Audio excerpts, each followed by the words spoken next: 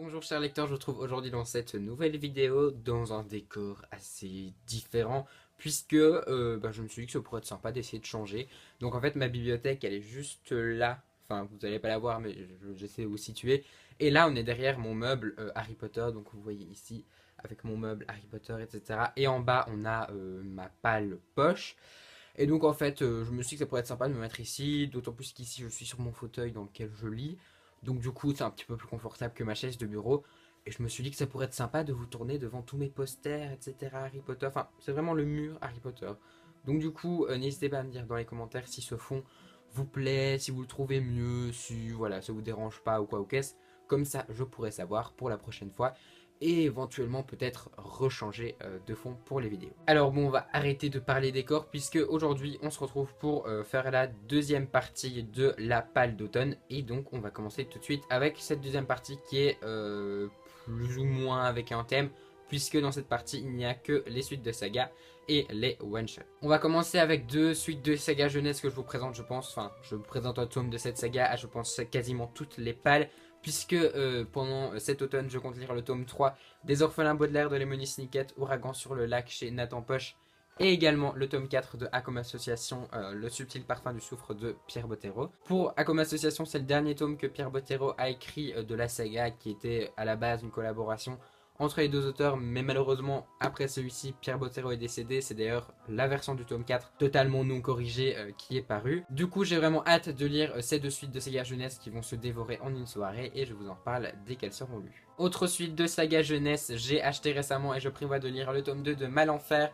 la source magique de Cassandra O'Donnell, publié chez Flammarion Jeunesse. J'avais lu le tome 1 au mois de juin ou au mois de mai, je sais plus trop, et je vous l'avais présenté. Et j'avais plutôt vraiment bien aimé ma lecture. Et donc forcément que j'ai voulu me procurer ce tome 2 il y a quelques jours. Et que forcément je me dois de le lire pendant l'automne puisque créature magique. Et puisque j'ai encore deux tomes de retard sur la saga. Donc je me suis dit que ça pourrait être pas mal de me le lire pendant cet automne. Tant qu'à faire, on va aussi continuer une autre saga que je vous avais présentée dans le même update lecture. Il s'agit de Robin à la dernière seconde. Et donc avancer la saga des plieurs de temps avec ici Anthony à 5 minutes près de Manon Fargueton, publié chez Rajo. L'objet livre est encore une fois magnifique.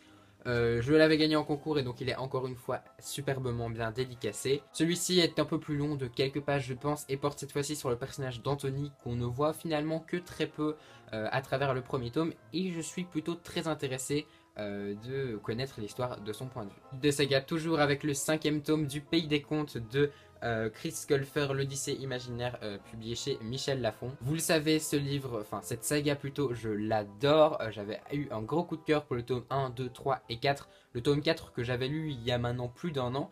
Et donc forcément, celui-ci, je comptais le lire à sa sortie, sauf qu'au final, je ne l'avais plus lu à sa sortie parce que effectivement j'ai eu mes examens, etc. Donc ça a été un peu compliqué. Et puis il n'avait pas franchement fait partie de mes lectures prioritaires pour les vacances. Mais je me dis que ça pourrait être sympa de lire cet automne, surtout que pour moi, l'ambiance des contes va parfaitement bien avec l'ambiance un petit peu automne, début de l'hiver, etc. Donc il sera lu, je pense, cet automne. Un troisième et dernier tome que j'ai reçu en gala concours ce mois-ci, il y a à peine quelques jours également.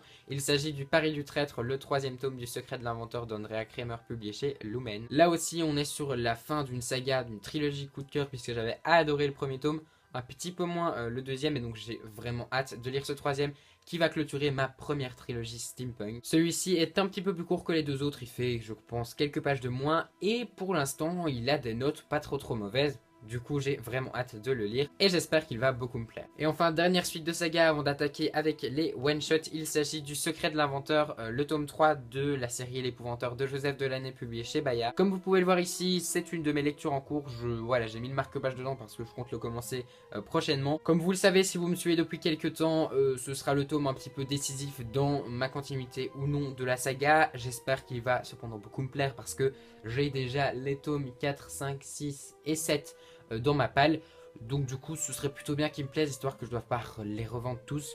Ce qui serait quand même vachement dommage je trouve. Et enfin pour terminer cette vidéo, je vais vous parler des deux one-shots que je compte lire pendant cet automne. A commencer par un des services presse que m'a envoyé la maison d'édition de l'École des Loisirs. Donc ici il s'agit du Fils de l'Oursari de Xavier Laurent Petit, publié donc chez l'École des Loisirs. Je ne sais absolument rien de ce livre, je me suis juste fié au nom de l'auteur. Donc Xavier Laurent Petit qui est un auteur que j'adore. Je commence à avoir lu déjà pas mal de cet auteur.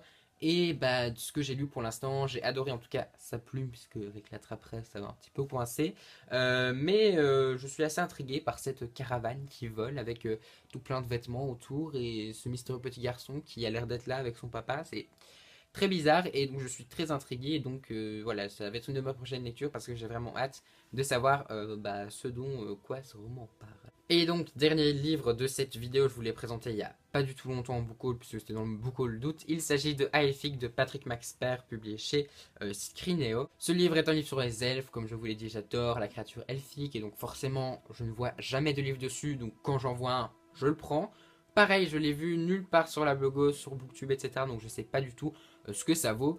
Et donc, bah, je me réjouis de le lire. Voilà, c'était la deuxième partie de cette palle d'automne. Bien sûr, si j'avais pu rajouter des livres et que je ne m'étais pas limité à un certain chiffre, je m'aurais rajouté encore plein parce que j'ai plein de livres que j'ai envie de lire, mais je sais bien que je lirai pas tout parce que j'ai pas 48 heures en une journée, donc forcément voilà.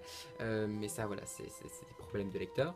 Du coup, j'espère que cette vidéo vous a plu. Si vous avez lu un de ces livres, n'hésitez pas à me dire dans les commentaires ce que vous en avez pensé. N'hésitez pas aussi à me dire ce que vous lisez en ce moment, ça m'intéresse beaucoup beaucoup. Si vous avez aimé cette vidéo et ce nouveau décor, n'hésitez pas à mettre un petit like sous la vidéo et à vous abonner à la chaîne pour suivre toutes mes péripéties sur YouTube. Je vous souhaite d'excellentes lectures et je vous dis à très bientôt dans une prochaine vidéo.